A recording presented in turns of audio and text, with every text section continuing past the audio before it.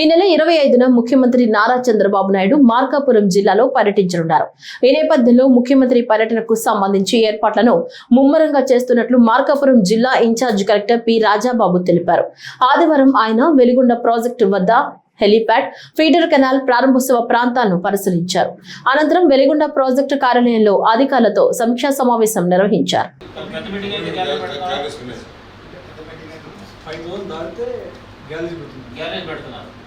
So మనం రెండింటికి కూడా మనం ప్రిపేర్ అవ్వాలి.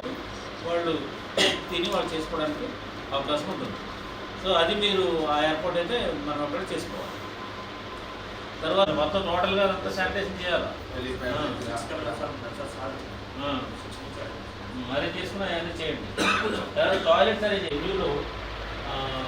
కొంతమంది ఆఫీసర్ని మనమే అక్కడ పెట్టాలి. ఫర్ ఎగ్జాంపుల్ లైన్ చేశారనుకో, ముందు అయితే లాస్ట్ వెన్యూ ఇచ్చారు కాబట్టి ఇది మంచిదే. కాబట్టి మీరు ఈ వెన్యూకి సంబంధించి మొత్తం అన్ని ఏర్పాట్లు